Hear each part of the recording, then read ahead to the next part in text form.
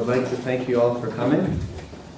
We are honored to host our special guest speaker, Mayor Peter F. Trent of Westmount, as part of the Young Executives Business Club.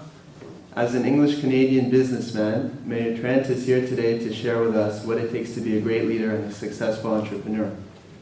So, and he will also discuss the challenges and responsibilities that he faces while maintaining his position. So I'll let Mayor Trent take over.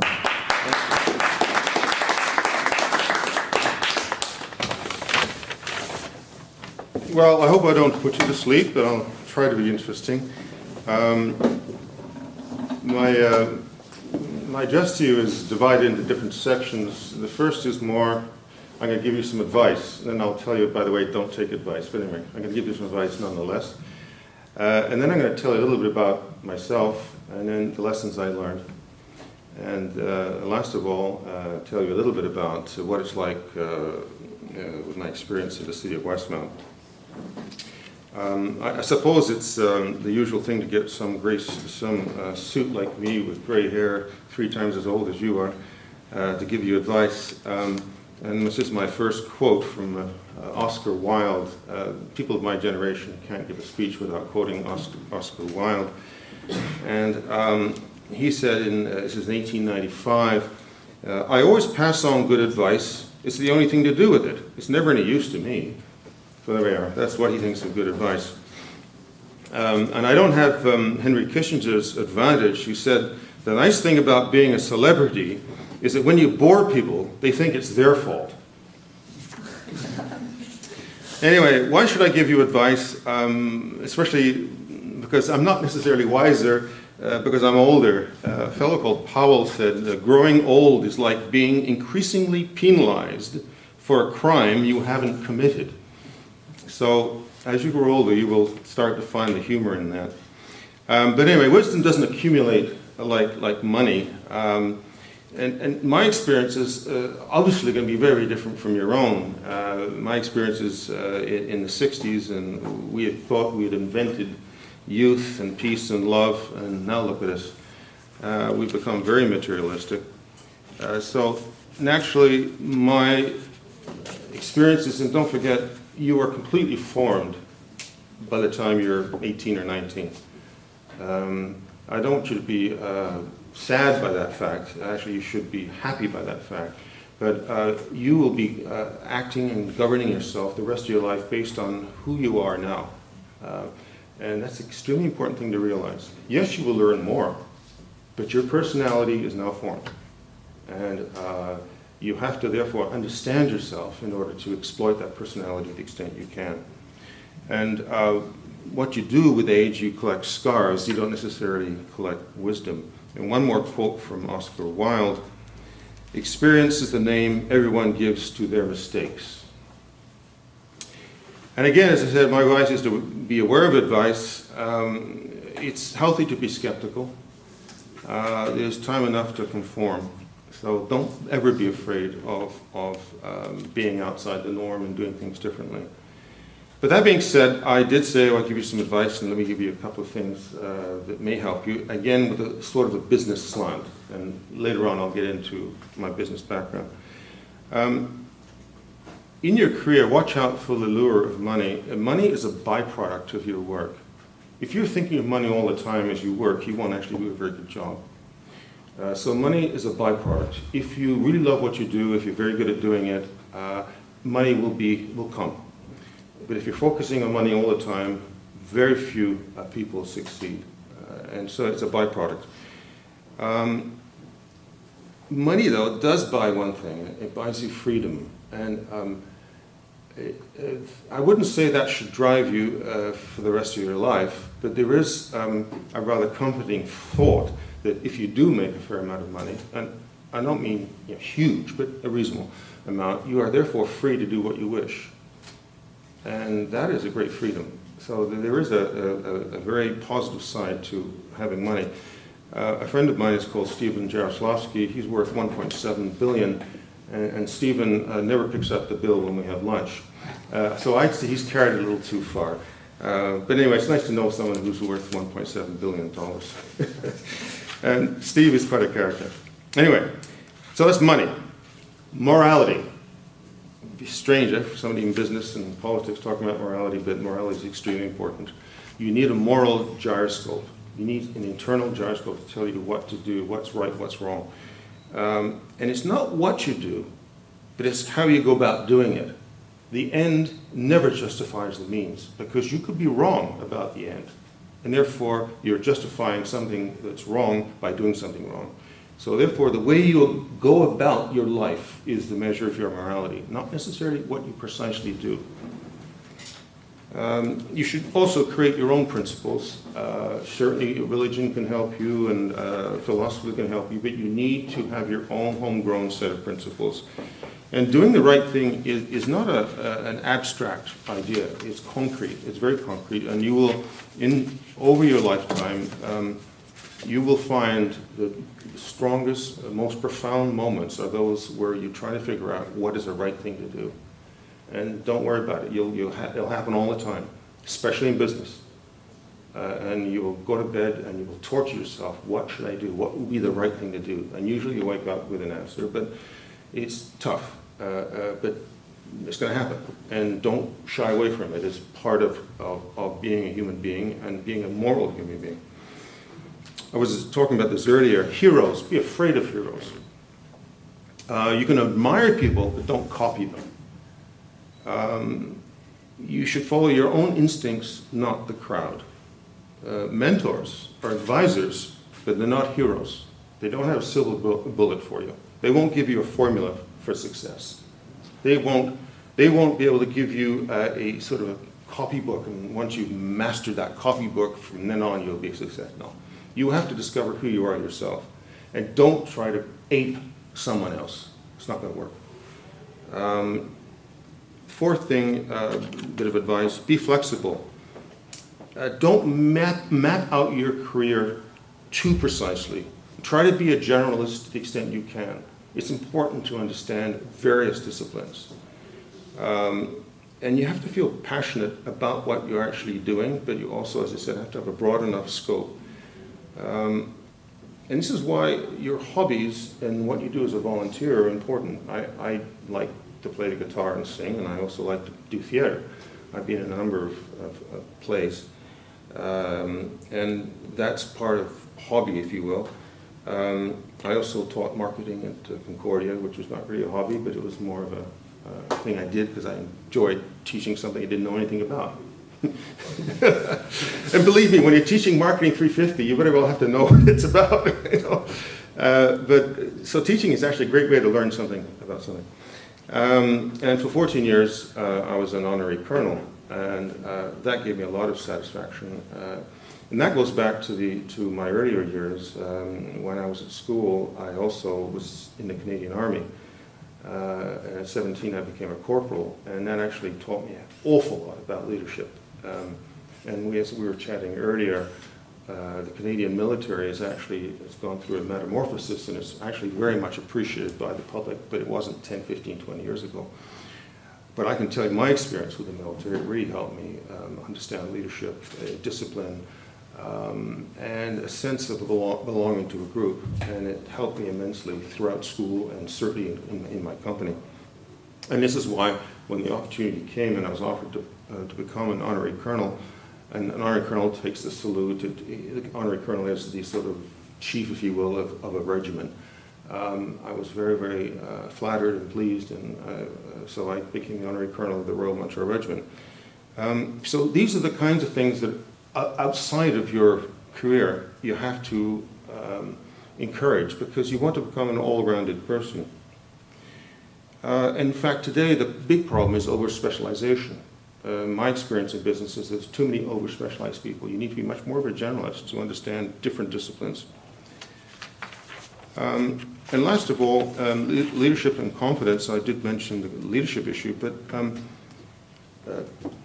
everybody thinks that the other person is very, very confident. This is not true. The first thing, if you ever learn that others are just as scared shitless as you are, that will give you strength. And the earlier you learn that, the better off you are. Everybody puts up a bravado, a big braggadocio front, but they're just as scared as you are, even more scared. And so you may lack self-confidence, but everybody else does too. The minute you realize that, it's a very opening kind of experience, and it allows you to do things you never thought you could do before. So others will camouflage their lack of self-confidence. They will mask it. But as I said, the biggest realization is that everybody is just as insecure as you are. And you know what?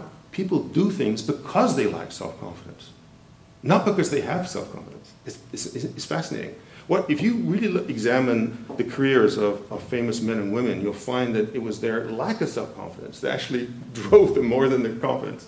Think about it. Anyway, parents and teachers can give you confidence, but others will try to undermine it, because those people, as I said, if you have no confidence, you tend to want to make sure other ones don't have any either. But either you learn to live with insecurity, or indeed eventually you will learn to be sure of yourself, and it is quite an interesting experience. But don't ever be afraid of admitting to yourself that you're insecure. You're very, very normal. Now I'm going to talk about me, my favorite subject. After university, I spent 4 years with Roman Haas, which is a large international chemical firm. And then at the age of 25, I quit Roman Haas and launched out into the unknown. I became an entrepreneur for 18 years. I invented a new kind of building material. It was a polymer composite material for which I got worldwide patents. And as a matter of fact, I wasn't the first inventor in my family. My uncle, my mother's brother, Dr. William Percival, he helped invent stereo and TV back in the 30s, and radar during the war. And Dr. William Percival has 120 patents to his name. So I only have 2. So anyway, there we go. So I became an inventor. I had a partner called Raymond Charlebois. Together we developed this composite material. And then after that, I sold my firm at the age of 43. And for 2 years I was a bum, did nothing. Then for 10 years I was mayor of Westmount. And then 4 years after that, because of the mergers, I'll talk about the mergers in a moment, I was diselected. And so I decided to write a book, which will be published in November this year by McGill Queen's University Press, and it will also be published in French. In fact, I'm going through the French translation as I speak. It will be a 500-page book. It will be a real doorstopper and guaranteed to put you to sleep or your money back. And then I came back as mayor after writing the book in 2009. So I flitted back and forth between business and politics. Back to my business background, I invested the small amount of money that I had in the firm, and immediately I had to sort of scrape around to get other money. What an entrepreneur does, unfortunately, is not really work on the product or the concept or the business. That person usually spends 90% of their energy trying to raise money. And I scrounged around trying to raise money. At the end of the day, I raised $50 million over the 18 years. And that was when dollars really meant something. So that in today's dollars, that's $100 million. But it was $50 million in those days. And that's a lot of money to raise. And maybe a couple of million I raised in Canada. For the rest, I had to go to the United States or even England to raise it, which is a sad commentary on the lack of venture capital funds here in Canada. Now, people say it's changed. I'll believe that when I see it. But especially when you invent something that's never been known, it's very difficult to get funding. And not only did we invent it, we actually had to put in production the material. We actually had to do our own marketing.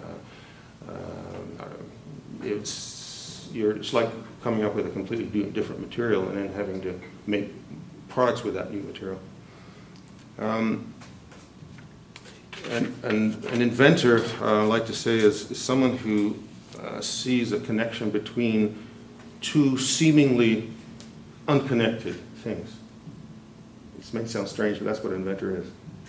And therefore, the more Catholic, and I don't mean in a religious sense, the word Catholic means having a broad, varied approach. Having a Catholic approach to life allows you to become an inventor because you can see connections between things that other people won't see because they don't know that particular discipline. And this is why I come back to the idea of being a generalist, because as a generalist you will understand a lot more than you will as a specialist. If you, of course, want to be a consultant and be a lawyer, and so you obviously have to be a specialist. But if you want to be an entrepreneur, you have to be a generalist. I taught myself accounting, law, marketing. As I said, I taught marketing, and I never even got a degree in marketing. I had to teach myself accounting because I couldn't afford, when we first started off, I couldn't afford an accountant. And so I taught myself doing trial balances every month and profit and loss statements, the whole bit. And then finally I had enough money, or company was doing well enough that we could hire a CA. Up until then it didn't. So once again, being multidisciplinarian is really a very helpful thing if you're an entrepreneur. But I sailed sickeningly close to bankruptcy on many occasions. I pledged everything I had, mortgage on my house, everything. In 1975, my T4 slip read $3,000. Still have that T4 slip. My employees got paid, I didn't. And I said I spent a lot of time going around the world raising money. One of the interesting characters who invested in my firm is a guy called Jim Stewart. He had a company called Lone Star, which was a very big firm at the time. He had his own private plane. It normally seats 111 people. He had it rigged out to seat 12, plus his bedroom and piano. I like to play a piano while he was traveling. And once I took a flight with him from Florida to Copenhagen for business. And going over the Atlantic, I realized why it was so cold, because planes are designed to have a number of people in it to keep them warm. When you only have 2 or 3 people in a huge big plane like that, you get very, very cold. And he had his bedroom, but I didn't. Anyway, so when we got to Copenhagen, I had some business in Sweden or something. So I just like a son to a father, I said, Jim, can I borrow the plane for the weekend? I said, yeah, sure. So I borrowed this great big huge 110 passenger plane and landed in Stockholm and was a really big hero. I thought I owned the plane. And it was quite an interesting experience. He also had a helicopter to take him to the plane, of course. They were the excesses, and I don't recommend that as a lifestyle. I give that as an example because it's funny, but I wouldn't do it myself. It wouldn't interest me to own a plane, wouldn't interest me to own a helicopter. And that's not why you go into business. That's not why you become an entrepreneur, by the way. But I give you an example because that's what most people think of when they think of successful people. Jim was never happy. So he was always trying to impress. He was always trying to buy another toy. And that's not happiness. So I give that little example of not what to do or what not to do. The other thing is very, very important is hiring good people. Over the years, I only had one executive recruiter, one. We hired 6 vice presidents. We hired people throughout the whole structure of the company. Never one left. We fired a few people, but nobody ever left on their own accord over the entire 18 years. We created a climate where people really believed in what we were doing. It was almost like a religion. Here we had this new material that nobody ever thought of before. Everybody thought we were breaking new ground everywhere. The enthusiasm was palpable, and that's important too. Everybody would put their hand on a hot iron for the company. That was the kind of spirit we had. We had no pension fund. We couldn't pay as much as the big companies, but people loved working for us. And that, to me, is the key to be a successful entrepreneur. It's not you, it's the people around you. And there's one other thing about leadership I learned there also when I became mayor. Never be afraid of people who are better than you. If you're going to hire somebody as a vice president or just as somebody to work for you, don't ever be afraid of getting someone who's actually better than you in some things. Don't worry about it. Don't ever worry about that. In fact, try to get that. Try to get people who are better than you to work for you. And if you're a good leader, that's fine. You'll get the benefit of their knowledge and you'll have this wonderful rapport. And I learned that as mayor also. Well, there's 8 councilors and a mayor. This is my 4th term as mayor. I've never had one councillor in the opposition. We've always worked together. We don't have a party system, so I have no way of insisting on loyalty. I've never had one counselor in all those years come out against me. I'm not saying I'm wonderful or anything, I'm simply saying that's the result of leadership and also bringing good people and understanding people and being honest and open. And if you're really down, they know you're down. So you've got to be yourself. A leader is not someone who always looks strong and everything else. Sometimes a leader is someone who has the guts to say to their employee, by the way, I don't know what the hell I'm doing right now. So. One other example of a leader, someone told me that a leader is someone when he jumps off the cliff and all his team jump off the cliff, it's only halfway down, they say, by the way, why did we do this? Now, don't recommend that as a test of leadership, but anyway. Unions, my company got unionized, unfortunately, halfway through.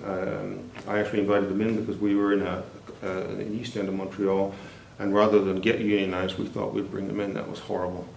From the kind of relationship we have with our employers, where we would have Christmas parties, and we'd have lunch together, everything else, blue collars, everything else, we were all one. The minute the union came in, it was two classes. It was them versus us. We had a strike that nearly killed the company. We had a 7-month strike. We had just built a new plant out near Dorval, 13 acres of land, 50,000 square foot plant, and we had a strike. It lasted 7 months and it nearly killed us. And one day I walked into my office, I looked behind it, and there was a bullet hole in my window. So I'm not a big fan of unions. And when I became mayor, I had the same problem. Even though my mother was a socialist, and they both died when I was young, but she would have been appalled by the fact that I really don't believe in unions. I think we don't need them anymore. They were necessary 50 years ago. They were necessary 100 years ago. Right now, they're completely unnecessary. They drag down businesses. They essentially promote laziness and getting money simply because you've worked longer doing something. Because you swept the floor for 10 years doesn't make you a better floor sweeper. But anyway. So don't get me started on unions. Politics. That was after I sold my firm, and I was a bum for 2 years doing nothing. Well, I did more than nothing, but still. I had already been an alderman in Westmount, and May Cutler, who was mayor at the time, called me. And I was in England actually at the time. And she said, "Peter, I want you to come back and run for mayor in a couple of years." I said, "Mayor, I asked you to resign, and we had a really rough relationship." She said, "I don't care, you're going to come back." So that's what I did. Came back. 2 years later, I ran for mayor, and that was in 1991. And I was mayor for 3 terms, and then my 3rd term was artificially cut short because of the mergers, and I fought the mergers all the way to the Supreme Court of Canada. Most of my friends and my other mayors, they went off into the mega city. I didn't. And then I continued to fight against the mergers after they were imposed, and managed to pull off demergers for 30 cities across Quebec. And that's the subject, by the way, of my book, how I did it. I enjoyed, I'm not too sure if I enjoy, but I certainly enjoyed my job as mayor. Because as mayor of Westmount, I also was very involved in regional issues. I was on the board of the public transit, which is one of my passions. I also was very concerned about urban sprawl, and I really got involved in land use planning to try to reduce urban sprawl. All these things that had nothing to do with business, but I found fascinating. So public transit, urban sprawl. I also got very, very interested in something most people would not be, and that is fiscal issues. The whole question of property taxes. It doesn't make sense to charge city services based on the value of the property. It's absolutely nonsensical, but we do that. So again, I deal with that in my book. So it was quite a change from business, but I think some of the things I learned in business I transferred to politics. But the big difference about politics is if communication is important in business, and it is, it's crucial in politics. Politicians, that's what we do, communicate. And it's become much worse in the last few decades with television, because on television, you can't lie. Television is a very intimate medium. When you're talking on television, you're talking to one person. You're not talking to a whole crowd. And this is what most people don't understand when they get on television. They sort of speak, they give a speech. Television is very, very intimate. And one of the reasons I never became interested in joining a party is because I didn't want someone to tell me how I should think. And why that's important is when on television and somebody asks you a question, and if you're thinking, okay, now what did my party say about that? You know what? It's picked up on television. I'm just telling you, you can tell when someone's sort of, the wheels are grinding up here, so what's the right answer, you know? Whereas if you don't have a party system and you just speak from your gut, it comes out. And that's what makes a good politician on television. And very few are good at that. And one of the reasons why is because of the party system. And one of the reasons I never got involved in federal or provincial politics, because I can't stand parties. I like to be my own man. I like to make my own decisions. I don't like to be told what I should think. And so I've always been a bit of a renegade in that regard. But, and I think the party system is actually killing politics. I think we need to reduce it in power. In Westmount, we have no party politics, unlike Montreal. And every person who's on my council has to vote according to his or her own conscience. That's it. And my job as mayor is to try to make some sense about all this and gain their confidence without the discipline of a party. Anyway, as I said, I think parties need to be reduced in power. One thing I did find that the difference between having my own company and running in Westmount is that Westmount, you can't fire anybody. And there's an awful lot of bureaucracy, even in Westmount, especially after the merger. Whereas in my own company, of course, you can hire and fire. Again, not at will, because you can ruin the feelings that you're trying to establish. But in government, it's almost impossible to fire. You pretty well have to steal. Or have to run around naked or something to get fired. You know, there are so many things protecting employees. There's no measure of how good you are. There's no way of doing that, and so the bureaucracy tends to run in a kind of a routine manner.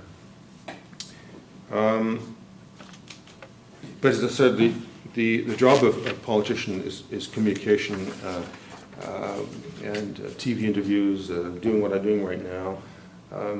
If you can't communicate, don't go into politics. But another lesson is, if you can't communicate, I wouldn't even consider a business career, because you have to inspire people to do things in business. Inspire is the word. You don't tell them. You can't give orders. It's not like, and one thing is different in the Army. You don't give orders. You inspire. In fact, the new Army, it's a lot more about that. And if you see some guys I see and women I see in their 30s and 40s in the Army, you wouldn't believe it. They have a full-time job, plus they were in a reserve regiment, and they inspire people. They don't tell people. You know, long gone is a day where just simply giving an order and people obey it without thinking. No. Now an officer has to gain confidence of the troops, has to be sort of inspire the troops, and that's changed a lot in that regard. Anyway, so in business, you don't order people around, you don't tell them what to do, you inspire people. You give them hope, you give them inspiration, and you get them excited. And that's, if you can't do that, don't go into business. And as I said, that's all concerned with communication, because inspiring people, you need to be able to be a good communicator. My third career, the word career, as you probably don't know, meant race course. It comes from the Latin. By the way, I took 7 years of Latin, which helps a lot. They don't teach Latin anymore. You know. Curriculum means essentially a small car. And so a curriculum vitae used to mean essentially your course of life. So at my advanced age, I don't know what my next career will be. I don't know how long I'll stay as mayor, I have no idea. But one thing I do know is that there are certain things that, whether you're a mayor, whether you're an army colonel, whether you're in business, there are certain things that are the same. And that's a sense of principle, a sense of morality, a sense of communication, being yourself and not trying to pretend to be someone else. That's crucial. Now, as I said, my book will be coming out shortly. It'll be about the mergers. I won't bore you with all those details. I was going to, but I see I'm getting close to the time for ending. Look at this, 3 pages of stuff on mergers. I'm sure you'd be happy to learn that I won't bore you with that. In closing, and Paul Martin, I was before your time, but Paul Martin used to say, when you say in closing, you're essentially buying yourself another 10 minutes because people think you're about to stop, so they breathe a sigh of relief, you know. But my best quote that I have about closing was 150 years ago, someone told Senator Henry Clay, "You, sir, speak for the present generation, but I speak for posterity." Clay retorted, "Yes, and you seem to be determined to speak until the arrival of your audience." Think about it. It's a joke. Anyway, you're just about approaching university. This is a crucial period. You're going to be asked to make decisions about your career. It can be very, very tough. And unfortunately, the whole process of education seems to want to winnow people and sort of narrow them down to specialities. Try to fight that a bit. And if you do get a speciality, try at least to have your oar in the water of generalization as much as you possibly can. Do volunteer work or have hobbies so that you don't wind up getting too blinkered, especially if you wish to become an entrepreneur. But you're all staring the future in the face, and I don't think any of you are going to blink. And I think you're going to find it's fascinating. But you have to be yourself, be honest. Don't worry about not lacking confidence. Take a chance.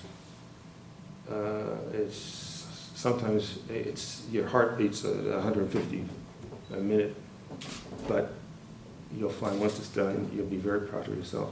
And keep one thing in mind, I've heard it many, many times before, it's the voyage that counts, not the destination.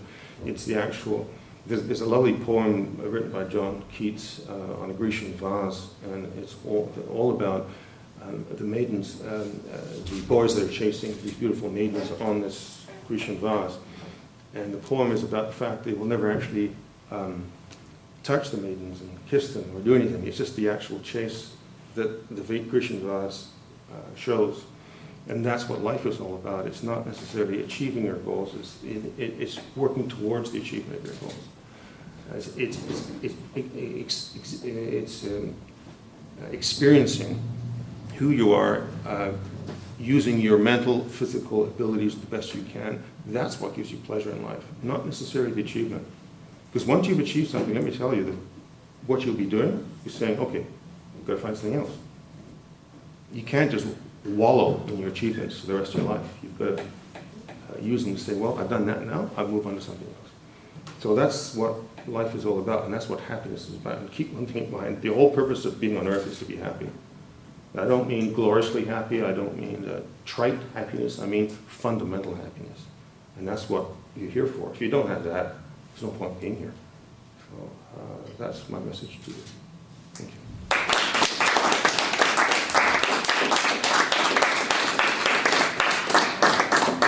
Now I'll take any questions. Yes? I have a question. You mentioned that you had trouble raising money in Quebec. In Canada. In Canada. Mm-hmm. And then you mentioned how much you would like working with unions. And I was thinking to myself, geez, Quebec is the most unionized place in Canada and in North America.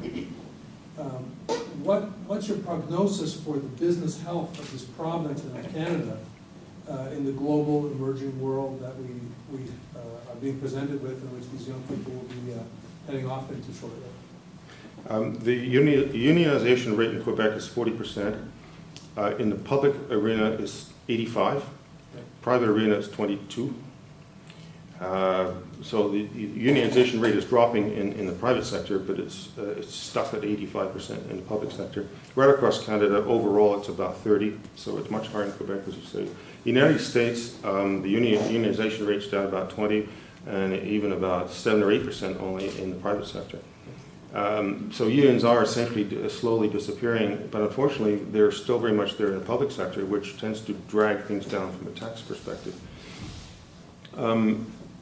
I always felt that Canadians are the most inventive race around, in my experience. Partially because we have two cultures, partially because we are so tolerant. We're very different from the United States. And we're very, very inventive. Unfortunately, we don't know what to do with those inventions. We always wind up having to get others to help us. And somebody once said that Canadians love to care for money, but they don't risk money. And that's really this is why we're so good at banking. We have a great banking system because we love to care for money, but we're terrible at risking it. So if Canadians could only bring that the funding and the ability to bring to market brilliant ideas, the way Bombardier did, for example, or CGI, then I think we've got a great country to live in. I think that what we need to do is do that and not just be good inventors, but also be people that actually make things happen. And certainly as the unionization rate drops, that will help. And I don't necessarily think it's just the government's going to step in and pony up. And I just finish on this. I know there's another question, but what I found with government aid, and we did get some over the years, but not very much. Why? Because it took a year and a half to get it. The time you got government aid, it was too late. You'd be bankrupt, right?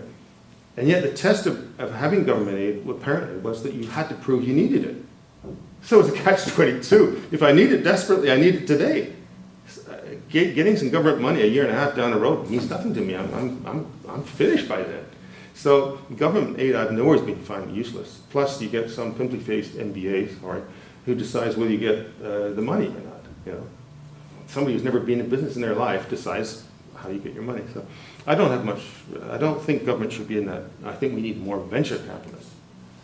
And we need people like David Culver, who was the chairman of Alcan, who started his own venture capital. That's what we need more of. Sorry, I had another question down here. Yes, right. You said that the great achievers mostly achieved great things because of their lack of self-confidence rather than their confidence. Do you really believe that? I'm saying as you grow older, you generally tend to build up more self-confidence.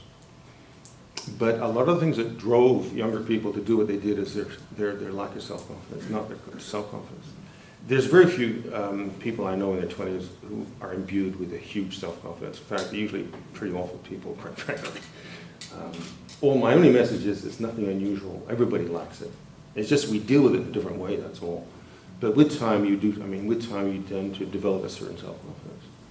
But don't worry, it's going to come.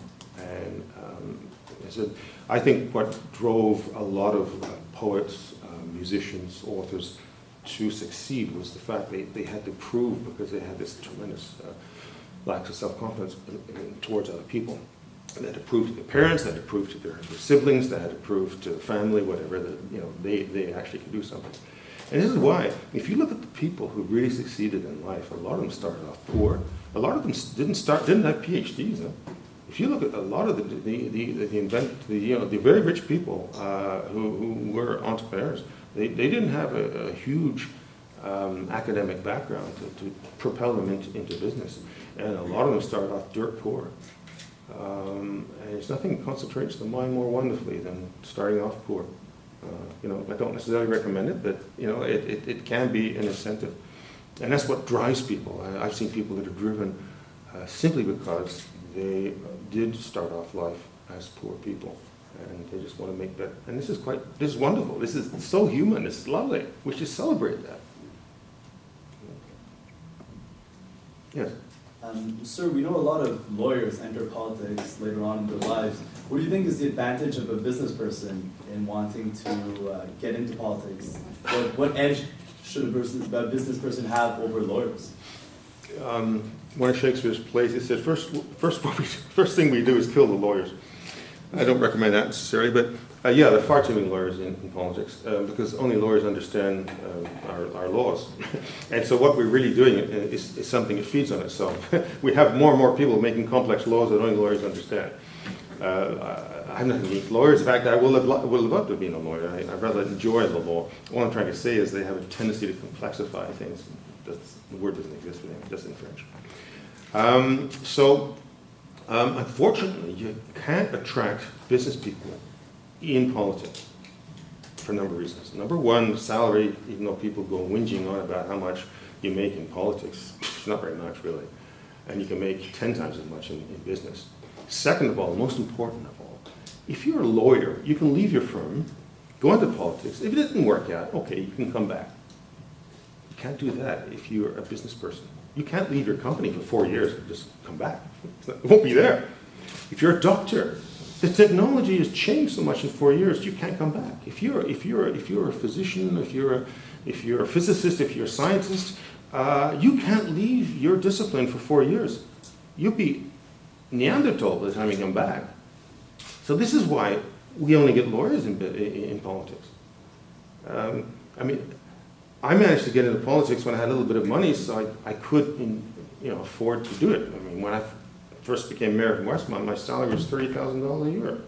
It's kind of hard to live in Westmount at $30,000. And so, unfortunately, we are not being able to reach out to the vast majority of people to help run our country or run our cities because of that very fact. And if they get booted out, then they get nowhere to go. And if you're 35 years old and you ran for office somewhere, let's say in Ottawa, and then another party gets in and you're out, you get 6 months pay and that's it. Well, what do? You can't go back to what you were doing. You have burned your bridges. And I think we need, as a society, to really take this seriously and figure out a solution to this. My solution is a bit bizarre, and you're going to laugh, but I think that politicians should be paid based on what the market thinks they're worth. So they should be based on what their salary should be based on what they earned in the last 5 years. So if you're 25 years old and you're earning, I don't know, 50, 20, 30, 40,000, if you become an MP, that's what you make. But if you've been in business for a long time and the market says you're worth, I don't know, 250,000 a year, that's what you get paid. You may find that strange. But why pay everybody equally? That's crazy. You don't have equal talents. You don't have in the marketplace. You don't have equal salaries, and that's one of the problems today. So try to convince somebody who's in business to jump into politics and then take a cut in salary. No, they're not going to do it. So I don't know. We need to think about that because as someone who's been in politics now for 20 years, I really am appalled by how low a caliber of people we have, and we don't have the Trudeaus anymore. We don't have. Paul Martin. Paul Martin was a fantastic politician. He was a terrible prime minister. And you can do that. And he was a great finance minister, and because he was honest. Paul Martin was intelligent, honest, and I was almost going to run federally because of Paul. I liked him. But then along Stéphane Dion, I really like the man, but he doesn't have that ability to inspire people, what I was talking about earlier. But no, I do worry. We need to have a discussion. We need a conversation as a country as to how we can improve the caliber of politicians. And, no question about that. Yes. What do you think of Canada having a Governor General? I'm actually in favor of it. I come from a country, England, that has had a constitutional monarchy for years. What it does is as follows. In the United States, in the White House, you have both a king and a president. In other words, whoever's in the White House has to play the role of a monarch as well as a president. Do all the state stuff and have state dinners and do all that sort of nonsense. Whereas in England, you go to Buckingham Palace, that's where the monarch is, right? And then you go to 10 Downing Street, just know the street is. I've never been there, but it's not very impressive. But that's where the Prime Minister is. So the Prime Minister can get on with the job of running the bloody country and not worry about all the state nonsense and having state dinners and entertaining and so forth. So I'm a big fan of the idea of dividing that job. And one is a constitutional, one is a job that also brings generations together. So I mean, the amount of money it costs us is very, very little compared to the cost of having a prime minister that would have to do the same work as well. And as someone who's been in sort of both executive and ceremonial positions, because as honorary colonel it was a ceremonial position, I can tell you they're two different things. And to try to do both and try to get somebody who's good at both, very difficult. So I think our system actually is a good one, and I think we should keep it. The Senate, something else. I think the idea of a group of people using sober second thought is a good one, but they're all political hacks. We should have a Senate comprised of people who have done wonderful things for Canadians, not just simply because they do wonderful things for the Conservative Party, or Liberal Party for that matter. Being a senator today is simply a reward for services rendered to your party. It shouldn't be that way. If we had senators who did wonderful things, like Margaret Atwood, she should be a senator. Now, that would make sense. That's the kind of person I like to see there. And that would, so anyway, I think there's nothing wrong with our system. It's the people we have filling the positions in our system that's the problem. So I'm all in favor of even a monarchy. Look, you can reinvent a monarchy, but I think it has merits. And the Queen, she's actually counseled 10 prime ministers so far in her life. She has a continuity that no prime minister will have. And you know how people, the politicians are the least trusted profession of anybody in the world, right? We're about 11%. Well, when you have that kind of situation, and yet our jobs are the most important ones, you need some way of having that kind of continuity, that feeling of relationship with the past, which a monarchy gives you, or something like a monarchy. I don't necessarily mean monarchy as such, but to toss it all out. I mean, and I'll just finish on this note. I was very unhappy with the merger of the Canadian Armed Forces in 1968. That's well before any of you were born, but it makes no sense. They got rid of all the British, a lot of the British symbols, and they introduced American symbols, or they didn't introduce any symbols at all. When you get rid of something traditional, make sure you have something to replace it that's of equal value. That's all I say. But what we do in Canada, we get rid of the traditional, and we just let it sit there and create a vacuum, and we wind up with all kinds of Don Cherries to take over. Excuse me. And that's where we're lacking. And yet we have Marc Garneau, a friend of mine. He's not your typical politician, Marc Garneau. Not at all. The guy's almost shy. But he's bright, he's honest, he really is interested in what you have to say, he loves Canada. What more can you want? Marc Garneau to me is a wonderful person. And he is actually not your typical politician. That's the kind of guy we want. When's the last time we had an astronaut as politician? That's the kind of people we need more of. We need more Marc Garneaus. We don't need more lawyers, I'm sorry, any lawyers and potential lawyers in the group. But lawyers have their place, but we don't want to populate our entire political apparatus with lawyers. Anything else? Yes? In your experience raising money at a younger age when you started out, how do you get people to get past your youthful phase, basically, and trust you with money? The way I did it, even though I didn't actually know I was doing it that way, but that's how it happened. There's a fellow called John Lewis who was fairly high up in an accounting firm. I thought he was a CA. And this accounting firm did our audits. So he got to know our company and he got interested in what we were doing. And John had a bit of money himself and he knew some very important people. And John was sort of my father's age. And so John took that on. So I was 25 years old. I walk into somebody's office and say, I need a couple of $1 million, please. The laughter echoes down the hall, right? So John would help me open those doors. John could pick up the phone and call the president of the bank. So that's how I did it. And John, for 5 years, really helped our company, helped us raise the money, and he gave us the credibility and the age that I obviously didn't have. So that's how I did it. And then he actually knew some people in New York. This is how we started making money from New York.